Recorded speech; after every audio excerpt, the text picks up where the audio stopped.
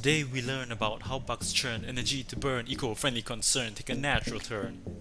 We'll be talking about the terrific termite. They may not be pleasant to the sight. Tiny insects, thousands all pasty and white. They can sure deliver one hell of a bite. In our homes we treat them with hatred and spite. If they get in our wood then we be sure to smite. But they be working with all their might. Clean energy makers, termites are quite mighty bioreactors. They keep it tight. Microbes in their bellies together unite, producing hydrogen day and night. In our scientists' minds ideas they ignite. Perhaps in the future they certainly might be powering our electric laptops and lights. Maybe then into our lives we will invite, saving us from our energy hungry plight, and that would sure make them totally alright. Maybe to them termites we should be polite.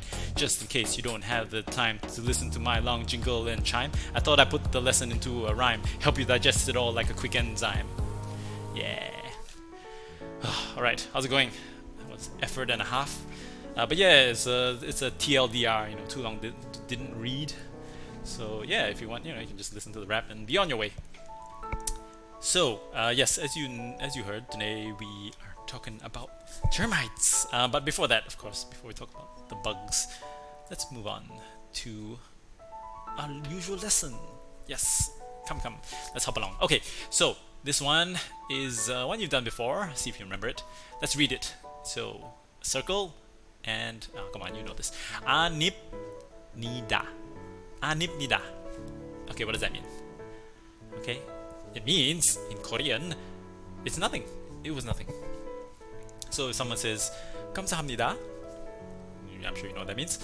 So you would respond, or you can respond with 아닙니다. That just means it was nothing. Don't worry about it. Right? Yes. So yeah, it's it's just a nice response to someone saying thanks. It's like in any language, like in French is de rien, or de nada, of nothing. It means don't worry about it. Okay, so what is it in Hokkien? 아닙니다. It is mian keki. Okay, so literal translation in Chinese would be like mian ke qi. So ke qi is like when they say in Chinese, or 不用客气 means you don't have to be courteous, you don't have to be polite, right? It's just a way. It's just a way of saying you're welcome. Okay, it's just like don't worry about it. Okay, mian keki. So when someone says thank you, what's thank you in Hokkien? You remember? 감사합니다. So when they say 감사합니다, you respond with mian keki. Mian keki. Okay, I guess that's the official one. But yeah, usually I think just locals would just be like bola bosu. Okay, mian keki. Okay, there you go. 아닙니다. mian keki.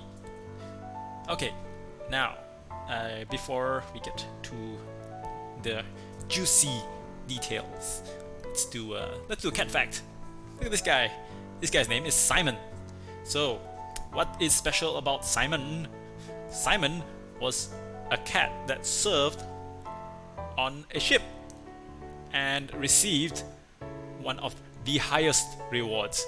Now, he received many medals due to exemplary conduct in the face of adversity.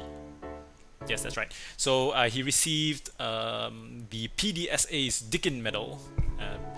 For those of you that don't know and don't care about this stuff, it's a credit. It's like a medal from the Royal Navy for great service to one's country. Okay, or at least one's ship. Okay, so Simon the cat served on the HMS Amethyst in the Royal Navy. Alright, back in 1949. Okay, and he was involved in a major confrontation called the Yangtze incident. Okay, I assume it's somewhere in China. Okay, so during this time he helped to of course raise morale, and he helped to kill off a lot of rats. Okay, and he even suffered some injuries from cannon shell, so he was alright. Okay, so he was a cat born in Hong Kong. Okay, and was taken on board, adopted by the HMS Amethyst, and they called him, his honorary name, apart from Simon, was the Able Sea Cat. That was his nickname. Okay, and he worked for the British Royal Navy, and he sailed all the way back to England, where he passed away in 1949 in Surrey. Okay, and yeah, look, he's got his own epitaph, memory of Simon. There you go, the Dickin medal. Dickin medal, what a name. Okay, I assume it was named after a very honorable and brave soldier. Okay, Sir Dickin. Okay, so there you go. See, cats can be honorable and upstanding. Okay, yes, just like these guys. Ugh. That's right. So I'm sure you are familiar with these little pasty bugs. Okay, they're like ants, but not ants. They're termites. Okay, and they are known for, chomping away on your wood, destroying your wooden houses. That's right. So most people will consider them a pest, right? If you have termites, you would call the pest control, and they would nuke them. Yep, which is true. Fair enough. I get it. They're not fun. But what if I told you that termites could be the future of renewable energy? Yep. So of course, you would be like, what? But yes, definitely, living organisms, like plants, have always been a key motivation or inspiration, right, for renewable and sources of energy, like water. Okay, so how would they do it? Okay, so let's start with some basic energy stuff. Okay, I won't get too much into the science, but a clean source of energy is to produce and burn hydrogen. So in case you don't remember your chemistry, hydrogen is the very first element in the periodic table. Okay, I'm not going to show you the periodic table because you'll probably fall asleep. You'll be like, what? Well, okay, no. But just remember that it is number one. Okay, hydrogen, number one. Okay, and why is it number one? You gonna ask your chemistry teacher. Okay, but the fact is, hydrogen is a very efficient source of energy. Okay, in case you haven't seen any of the experiments, if you have a balloon of pure hydrogen, right, and you light it on fire, it will destroy you. Okay, have you heard of hydrogen bombs? Yes. Yeah. I said the word bomb. Ooh, I'm on a list somewhere.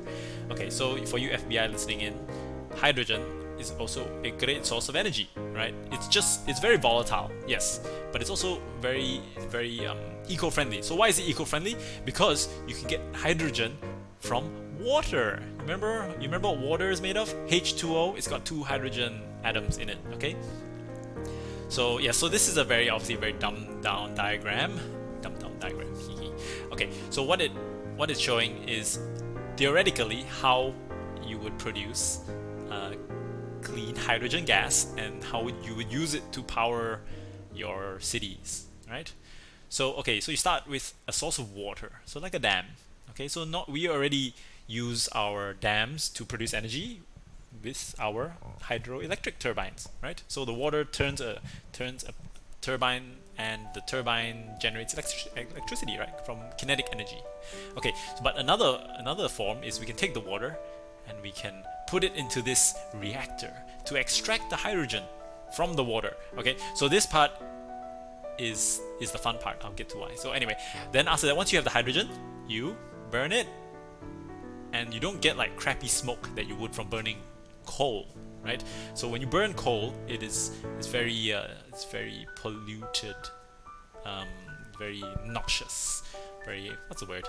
Toxic? I don't know. So basically, burning coal produces a lot of bad byproducts. Okay, so it's not a fun, not a nice reaction. Okay, to have to burn coal, but when you burn hydrogen, it's much nicer. Okay, because it's just the way it is. So nice clean vapor comes out. Okay, and the energy you use to heat this water, okay, which means it has energy. Okay, and this hot water will go through and become steam, and then the steam will turn turbines, and the turbines will make the electricity again from kinetic energy. So you turn, and it's like a little hamster running in a wheel. Same thing, except there's no hamster. No animals were hurt in the making of this energy. Okay, and bzz, bzz, bzz, you have power. Okay, and you send the power out to the people. Okay, transformer, whatever. Okay, and then in the meantime, this steam will then cool down. Okay, because it's lost energy. Okay, it will cool down and turn into water.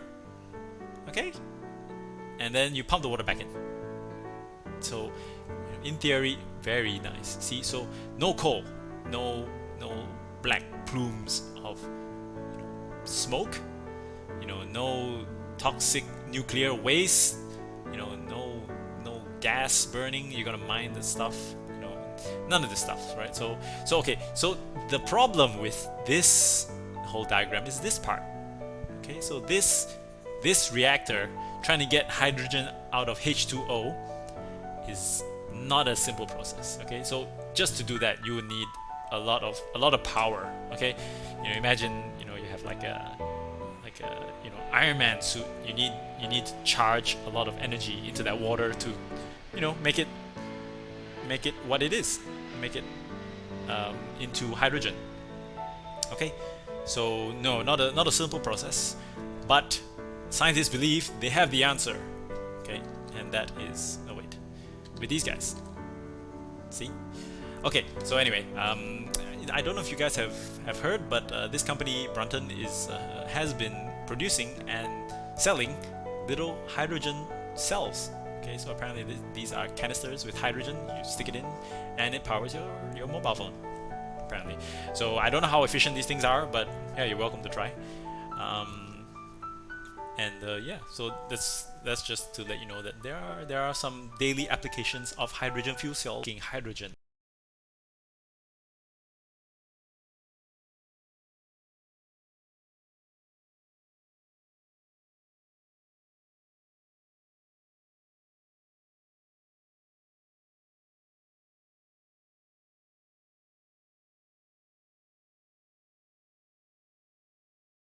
And then using that hydrogen, harvesting it, and employing it in energy production. Okay, so now we get to how do the termites come into the picture. Okay, so it has been found that termites have these little icky things called bacteria. Okay, they've got certain microbes. So they have these little bacteria in their gut, in their stomach. Okay, lots of them. Over 200 species living inside a termite, each termite. Okay, and these bacteria, like the bacteria in our bodies. So in case you don't know, I'm sure you've heard the term good bacteria, right? Probiotics.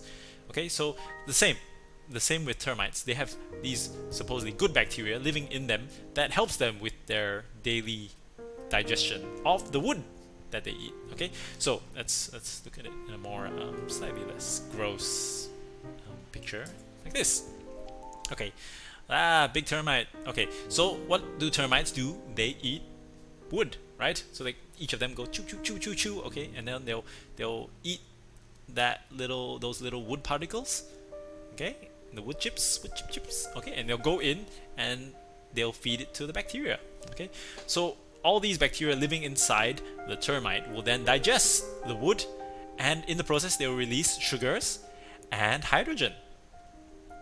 Okay, so of course the sugars the termites will use, as a form of nutrient. So they themselves need the energy, and of course they will, produce other things as termites do, feed to the queen and stuff, give her the sweet sugar. Okay, but they also produce hydrogen gas. Note, remember hydrogen. Okay, so this hydrogen is what scientists are hoping to harvest, right? So in the process of this hydrogen and carbon dioxide, termites also produce methane gas, so which they fart out their little bums. Okay, so cows aren't the only animals producing lots of methane. Okay, lots of animals like the termite produce methane, and methane is also an interesting gas, but not as interesting as hydrogen. Okay, so yeah, that's the rough idea. I won't get into the the specific pathways and how they turn the sugar and the hydrogen into cellulose acetate and blah blah blah blah blah blah blah. Which the termites use for energy. Okay, suffice it to say that they have done some DNA sequencing of the microbes, and they hope to be able to cut out the middleman. Lose the termite, just find the bacteria that is doing this, and of course we just take the wood that we have and we just feed it to the bacteria, right? Just like I said, cut out the middleman, just do this process, okay? And then we can get hydrogen, okay? And then we can take the hydrogen and we can use it to power everything, right? In theory, very very nice. So of course we won't need you, Mr. Termite, okay?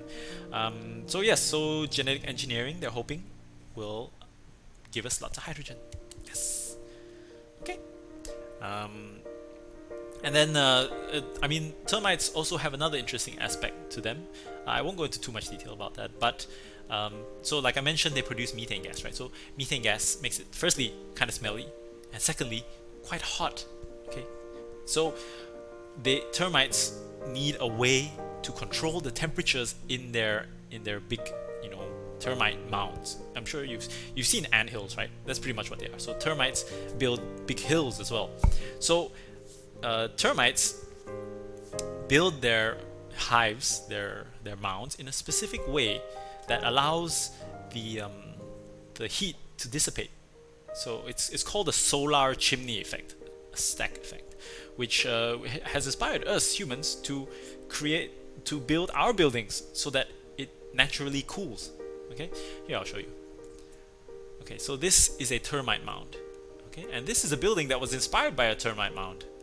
Okay, you see those stacks on top? So what happens is, the way they are built vertically upwards, at the top there is it's like a stack. They call it a stack. You know those like chimneys they have at the top of the factories. So when the wind blows over the top, it creates a circulation. Okay, that will cool the entire mound through these side vents. See? Okay, so wind blows, cools through air circulation. Okay, so it's been used for many centuries. It was used by the Romans. It's been used in the Middle East because, as you know, Middle East is kind of a hot place, right? And yeah, so it's inspired them to create buildings. See, so see on top of the buildings they have these like chimneys, these stacks, okay, that will help the heat to be released, thereby naturally cooling the building. Kind of cool, huh? Okay, so now definitely we're starting to incorporate it so that we don't need so many air cons. Yeah, yes, especially in the the hotter places like tropical countries, like Central Asia. Yep. But yeah, definitely in places like Africa, they've been using it for quite some time for natural ventilation. Okay, whereas for us, of course we rely on good old air conditioning to cool the thing down. But I think it would definitely help the environment, if we had some natural cooling. Okay, so if you want, you can check out some of the buildings. Like there's one in Zimbabwe that employs this method. Man, look how big this termite mound is. That's a human there. I mean, okay, she's kind of far away, but definitely taller than she is. Okay, so anyway, there you go. That's a little fun fact for the day. There you go. So termites may one day be powering our cities. Well, not termites, but the bacteria in them. So okay, return again to nature to save us. Nature saving nature. Okay. All right. Hydrogen. Yes. Okay. That's me. Sam out. I hope you have a good one, and I'll see you later this week. Bye bye.